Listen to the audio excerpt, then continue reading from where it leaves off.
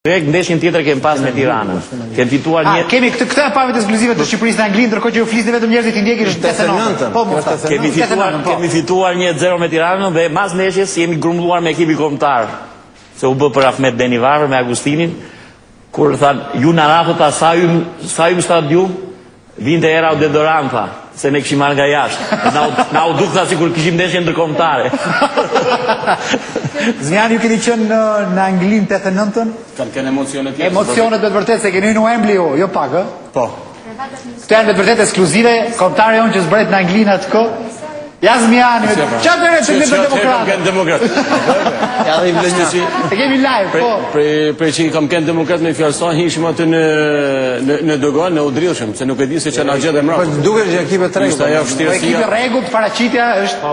Ja dhe Lefter Millon. Po, filloj, ishte koha që... Ja dhe qimi, pa dyshim, vlera të mëdha të këtij lloji, jo vetëm ke futbolli, por ke gjithë sportet ka dhe zoti Bushati. Është Shqipëria në Angli, dashuri që po e ndjekin tani në ekran, po Musta?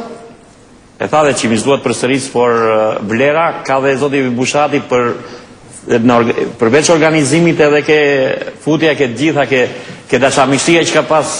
Ky është Bardhi Jera i shoqëruar nga drejtuesit ja dhe në Albani. Si mbas ndeshjes, po. Ishim duke u shkëmbyer se cili po ikët me çfarë ekipi po ikë. Ishte emocioni. Po, Monika më fal. Këto janë dëshmi shumë interesante të futime të protagonistëve të futbollit shqiptar në ato vite. Po do të thojë që loja me skuadrat e huaja, skuadrat shqiptare me skuadrat e huaja që herët, që duke filluar nga 46-a e këtej, ishte një dritare shprese për shqiptarët.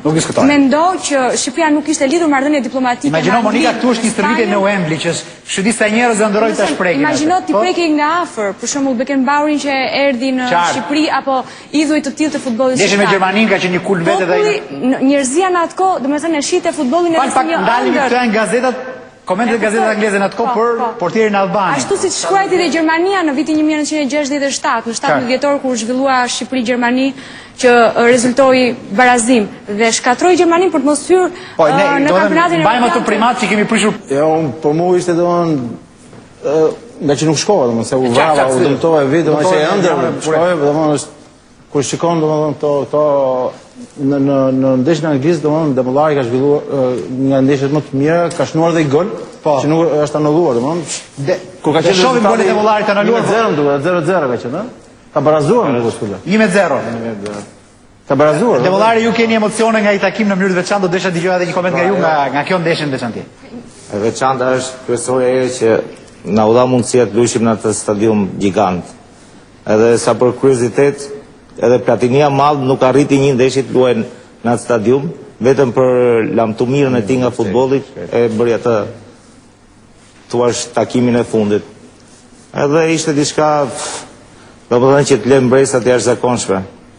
Domethënë dhe themi që edhe ndeshja edhe ekipi e përballoi themi mirë, por kuptohet që të luash kundra një Anglie asaj radhën ka qenë ndeshje shumë interesante, mbaj mend që neve të ndeshje mezi prisnin që të niseshin të vinin ta protagonistë, domethënë po të ndodhte ky rezultat që ndodhi në ndeshjen e kohën e sotme, domethënë trajneri e di ç'është bërë me trajnerin apo jo, se neve vërtet ka qenë ndeshje shumë që prisnin, po jemi mundur 5-0 aty.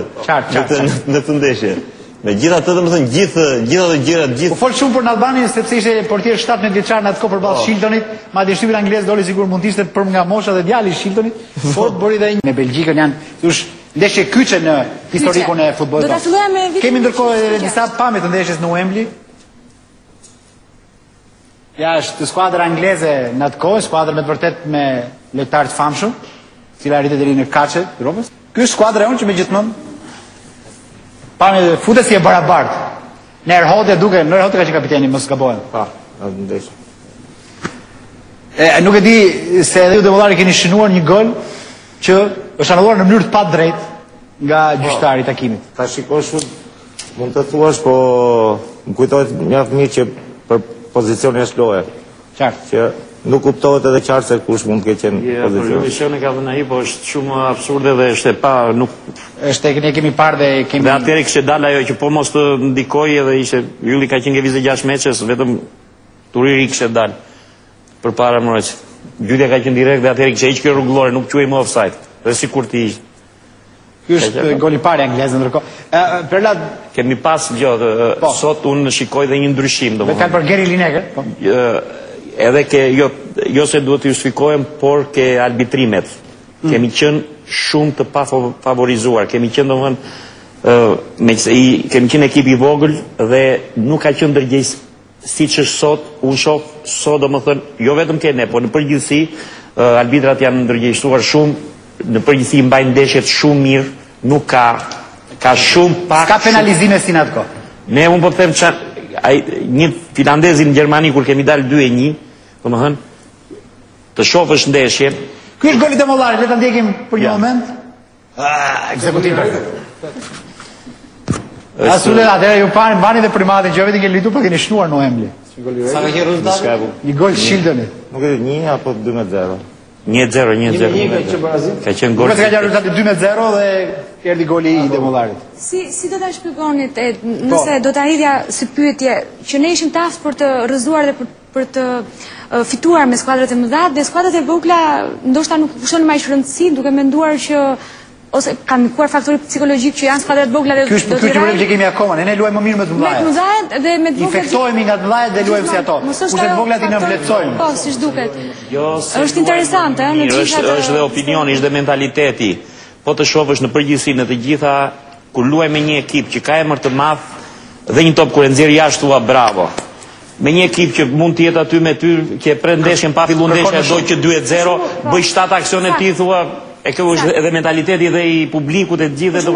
Shqipëri-Gjermani u quajë si ndeshje lavdishme. Në fakt ajo ishte e bujshme sepse nuk është se fitoi.